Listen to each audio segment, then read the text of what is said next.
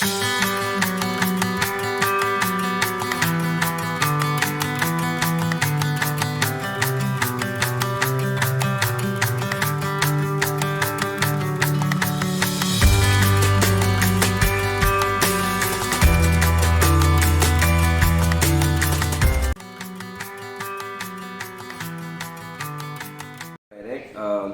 hari ini kita lakukan praobservasi untuk kegiatan kita besok observasi. Praobservasi ini tujuannya saya cuma mengingatkan bagaimana Bapak Erik menjalankan tiga target pelaku dan menghindari juga tiga target pelaku yang harus Bapak. Cuman di sini yang perlu saya tekankan, Bapak Erik harus memahami tiga target tersebut. Apa yang harus Bapak Erik lakukan di kelas dan apa yang harus Bapak hindari di kelas sesuai dengan praktek pembelajarannya, sesuai dengan tema, sehingga pembelajaran itu betul-betul menarik, sehingga untuk nilai observasi itu berjalan dengan baik. Mungkin sebelum kita lanjutkan nanti ada pertanyaan dulu Pak, sebelum kita lanjutkan observasi mungkinnya. Pak, cukup jelas untuk penjelasan dari Bapak. Insya Allah saya akan memperhatikan bagaimana pembelajaran apa yang harus saya lakukan dan apa yang harus saya hindari. Ya. Jadi intinya Pak Erik jangan kaku, jangan apa nantinya, sehingga Bapak Erik tidak lupa dengan poin-poin. Ini salah satunya kita memberikan pujian kepada peserta didik, kita mengabsen sesuai dengan namanya, bukan memanggil dengan nama alias, sehingga untuk penerapan disiplin bisa berjalan. Oke Pak Erik, mungkin untuk praobservasi itu saja. Mudah-mudahan nanti kegiatan observasi bisa berjalan. Terima kasih Pak Erik. Assalamualaikum warahmatullahi wabarakatuh.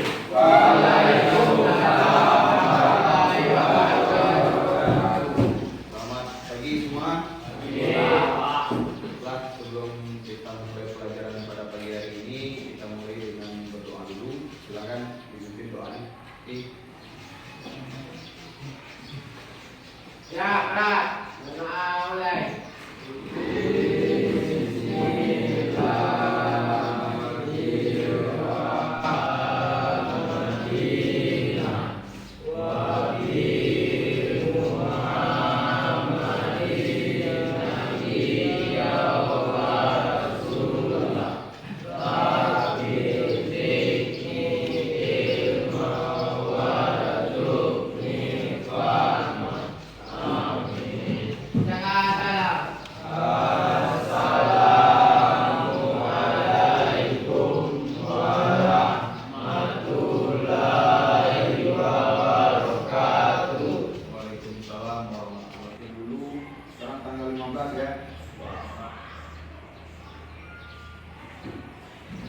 Oke, pasien dengan hasilnya.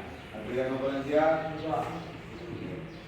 Aidil, oke, Hanafi, Dimas, oke, Muhammad Zaki, oke, Fadil, Kadet, Nora, oke. Yang tidak hadir hanya Jason Michael. Izin ya. Oke, pada pagi hari ini sebelum kita mulai ada beberapa hal yang perlu pakaian praktek, dan yang tidak berpakaian praktek itu akan mengikuti pembelajaran di ruang praktikum di luar kelompok. Hanya melihat saja, boleh, tapi melihat saja, tidak boleh melakukan. Oke, siap ya Rendra dengan konsekuensi yang sudah kita sepakati sebelumnya. Terima kasih untuk yang tidak menggunakan atau tidak memakai selama sekolah. Ikis tadi sudah melepasnya sebelum masuk sekolah. Terima kasih. Sudah. Oke, aksesorisnya yang tidak berkaitan dengan aksesoris sekolah. Ya. Sepatu ada. Kaki. Belum pakai. Pakai sepatu lagi.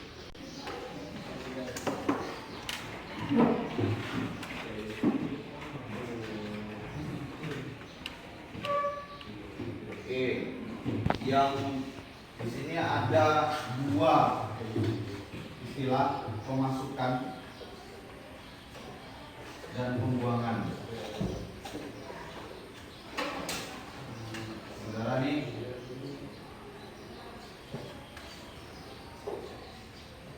sistem pemasukan itu kira-kira seperti apa? Fungsinya atau yang terbesit di benak kalian, sistem pemasukan udara itu seperti apa? Pemasukan dan pembuangan udara itu akan bekerja memasukkan udara dan bahan bakar di dalam ruang bakar. Kira-kira seperti itu Pak. Jadi supaya terbayang sistem pemasukan udara. Throttle body, terus kaki, throttle body. Jadi sistem pemasukan udara itu berfungsi untuk mengontrol jumlah udara atau volume udara yang akan masuk ke ruang bakar. Yang gasoline engine atau bahan bakar bensin itu campuran udara dan bahan bakarnya terjadi di mana? Di mana terjadinya? Di luar ruang bakar atau di dalam ruang bakar? Pandu menyebutkan di luar. Kalau Imam menyebutkan di dalam. Yang mana yang betul? Siapa yang bisa menolak? Di karburator itu di dalam ruang bakar atau di luar ruang bakar? Di luar ruang bakar. Oke. Sistem pemasukan udara intinya adalah udara yang ada di luar, misalnya ini udara bebas di luar mesin, yang akan dimasukkan ke dalam ruang bakar. Sebelum masuk ke ruang bakar itu apa yang dilewati?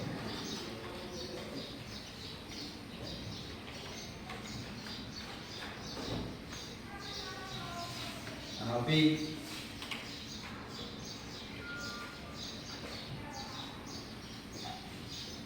apa yang dilaluinya ketika udara ini akan menuju ke dalam ruang bakar?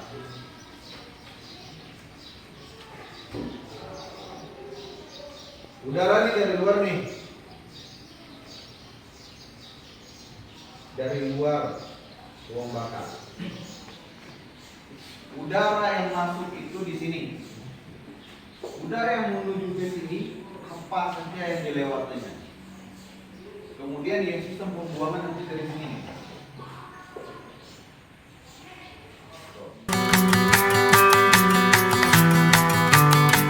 Pak Erik, hari ini kita lakukan pasca observasi. Saya cuma ingin menyampaikan hasil dari observasi yang dilakukan oleh beberapa yang lain. Kita lewat cuman catatan di sini Pak Erik, saya bukan menjadi, saya cuma membantu bagaimana tindakan ini dalam pembelajaran itu bisa dilaksanakan sesuai dengan target berlaku yang Bapak Erik ini. Kemarin Bapak Erik memilih target penerapan disiplin kritis.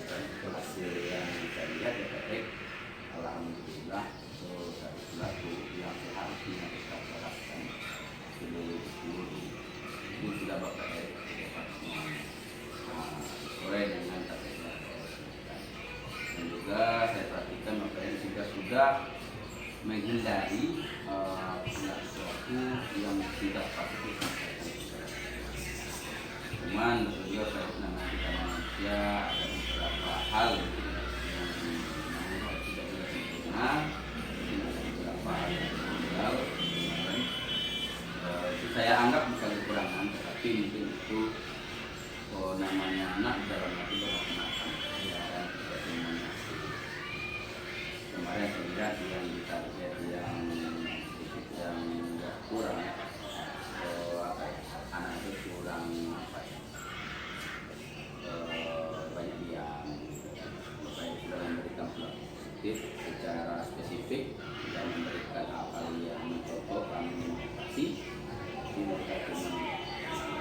itu pun 1-2 orang, ya tidak semua.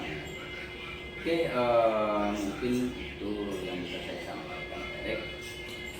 Sebagai catatan terakhir saya mungkin itu tentunya kalau ada kesalahan dari awal dan kita mulai sampai dipastikan saya mohon maaf kalau salah. Saya harus bawahi, kita adalah saling berkomunikasi untuk pembahasan yang lebih baik lagi. Oke, kalau ada yang perlu saya sampaikan, Mungkin dari beberapa hal yang Bapak sampaikan, ada beberapa kekurangan yang sudah kita Bapak observasi. Soalnya ke depannya karena hal-hal yang kekurangan tersebut itu dengan caranya menghidupkan suasana kelas, ke depannya akan saya perbaiki kembali. Saya akan belajar lagi, kemudian akan meningkatkan kualitasnya para peserta didik untuk pembelajaran itu. terima kasih Pak. Mudah-mudahan proses pembelajaran kita apalagi penerapan